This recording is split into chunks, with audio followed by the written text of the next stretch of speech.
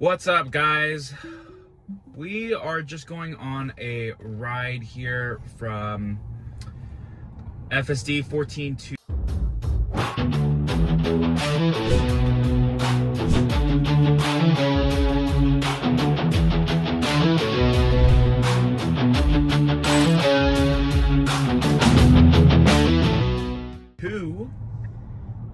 and we were just gonna see how it does. I did clear out my cameras. Look how fresh they're looking, but it's something you need to make sure you take care of, especially when there's been a lot of rain, so that you don't get the FSD stopping, right? You want it to keep going. So yeah, so we're gonna do this drive here real quick.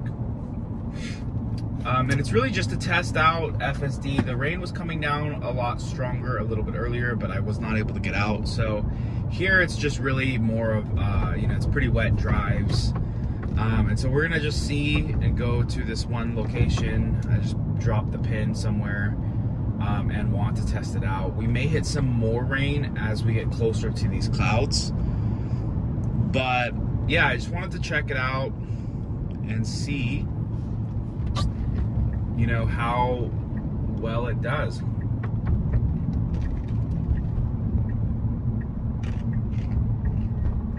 All right, we're gonna be making a right. And yeah, this year, it's going to be the biggest year, I would say, probably for the Elon Musk companies. I mean, you're talking XAI, they're gonna continue to do crazy things when it comes to Grok, when it comes to the X app, when it comes to expanding their GPUs and their macro harder. I think they're already building a second building. They're gonna double their GPUs by Q2. You got SpaceX, who's gonna help build us the first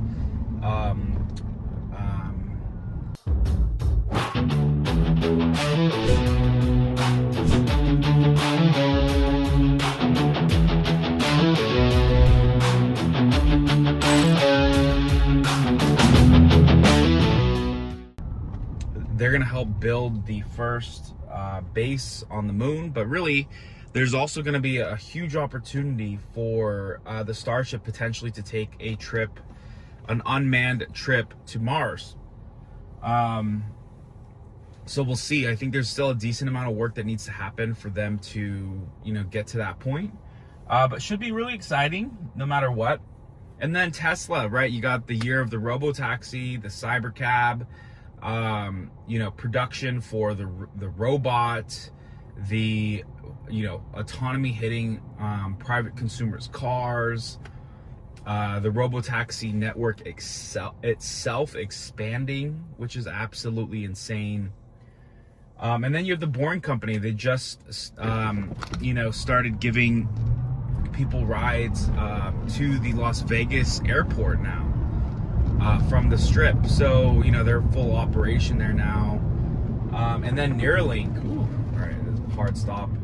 Neuralink too, being able to do kind of like mass production for some of, their chips and stuff. So, I may, obviously take what I said with a grain of salt. I believe most of that is accurate. At least I remember hearing about it. But yeah, I mean, for Tesla, this is the year of autonomy. This is the year of the cybercab, Robotaxi, right? All of this is happening in some cities right now. We know that Austin is being tested, and Palo Alto is being tested with the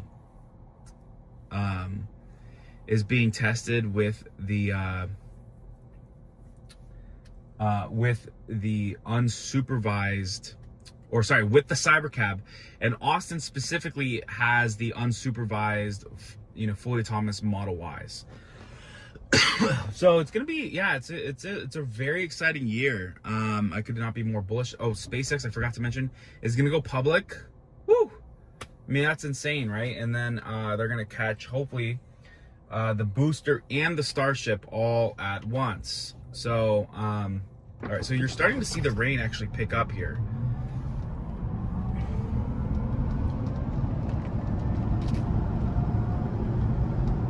All right, so I'm driving well, it doesn't look like we'll see anything, but this person out here was in the middle of the street, walked across, did not go through the crosswalk.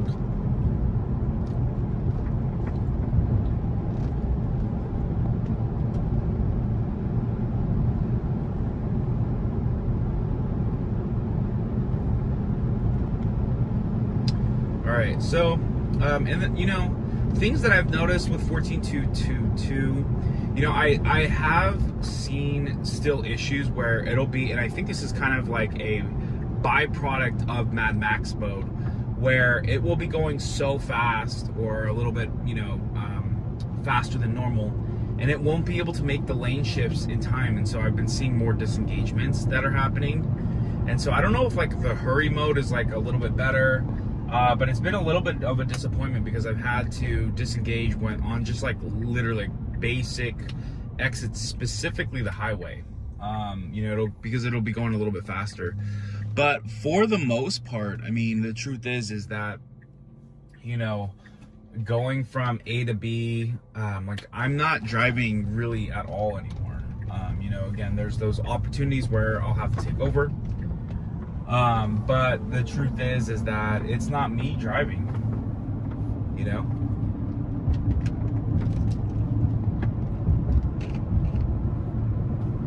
I am allowing my Tesla to do all the driving. And really, as you know, we're in 2026.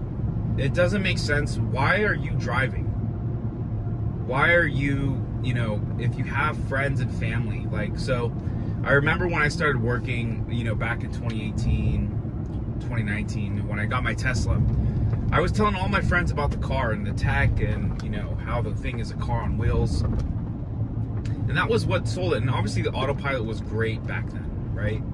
But now, I mean, this thing drives you everywhere. This is my personal Robotaxi, and I'm sitting in the Cybertruck, right? Which is amazing because, you know, a vehicle of this size to be able to fully drive itself is just crazy. And I actually thought that this, we all know, like the Cybertruck was released, I think it was at the end of like December of 2023.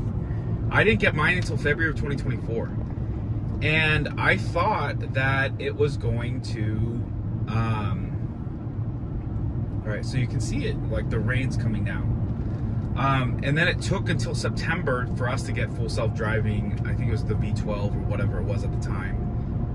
And now, like, you know, here we are on V14.2.2. I mean, this thing is, it's pretty much perfect outside of a couple of things that it needs to deal with. So I'm not touching the things, but also too, I do want to check the cameras. So you'll see, it's interesting, the back is getting kind of a little bit dirty, but the sides seem to be fine right now. You know, and I checked that just because it'll tell me, it'll give me an indication on whether or not I'm gonna need to clean them out on my next run or not. And then sorry about the rattling. That's my steel ball that I throw at my Cybertruck that you are seeing and hearing. But yeah, I mean, so like I thought it would just take a little bit longer for FSD supervised to be really tweaked for the Cybertruck, but you know, Tesla with this V14, man, it's been really, truly, as Elon would say, sentient, and just, you know, it's been really peaceful. Like I'm enjoying this ride. I'm having a full-on conversation with you guys that will be watching this video once it drops. Sorry I couldn't get outside footage. I'm actually shooting this on my iPhone 17 Pro Max. So we're gonna make a right here. There's no cars coming right now on my left.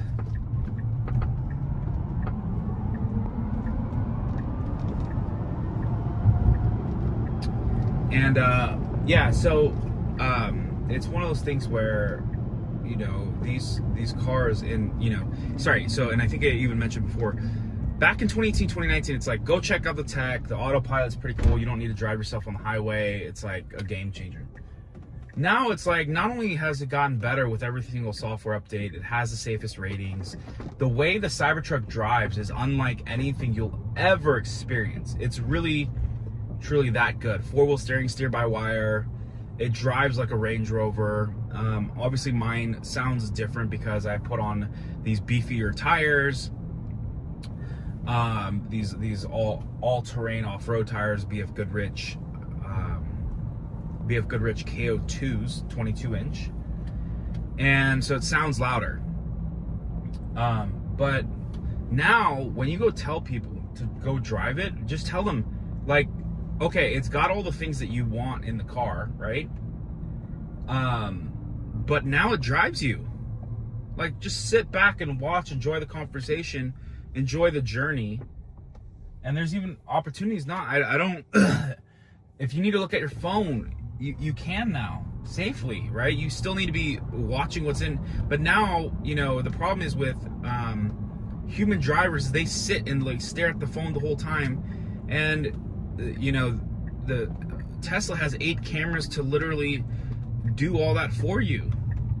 And you can do it safely now versus, and it's actually, in some ways, when you're looking at your phone, you're being selfish when you're looking down and you're not paying attention, right? But if you're doing it in a Tesla, you know, there's kind of somewhat of a safety net. Again, I don't condone it. You shouldn't do it. But yeah, so, all right, so I needed to disengage in there. I did not. That was kind of my fault. Because here, let's go to Pioneer High School. Let's go check out this place. Sorry, I had to disengage there because I did not want to pull into that driveway. So, check out that rainbow there. That is pretty cool.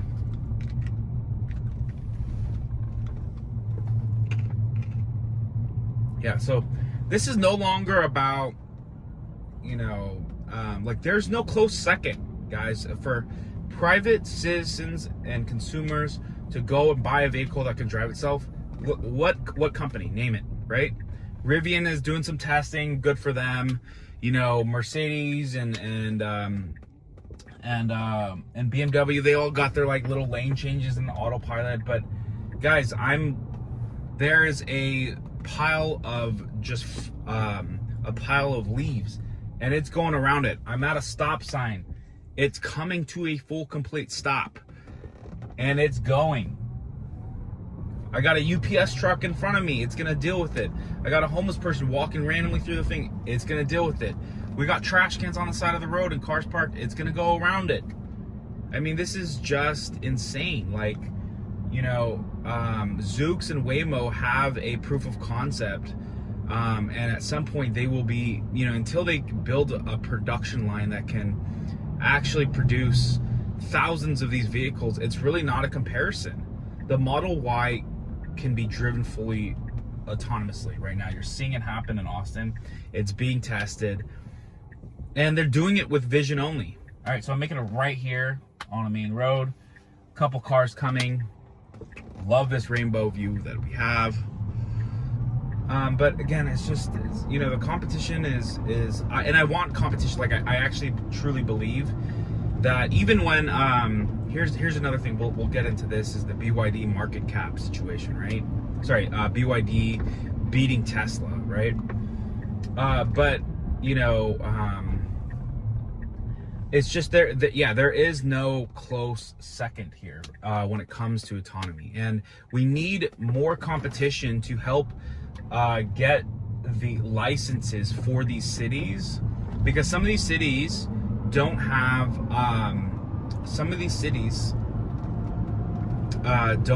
you know, Waymo's not there yet. And so, like I said, it's going to take a village, and you know, the more competitors in the space that are going and testing out these cities, the more it will become easier for other companies to reach those goals. And the other thing is, too, shout out to, again, the rainbow there, BYD, I think they just sold 2.26 million vehicles. A couple of things. One, the Chinese government pushes those vehicles. Two, they aren't the highest quality vehicles. Number three, the vehicles cost almost half the price as a Tesla. Tesla does not have a low cost vehicle. It's going to be the cybercab, which is going to be fully autonomous and probably is going to ship without the pedal and a steering wheel.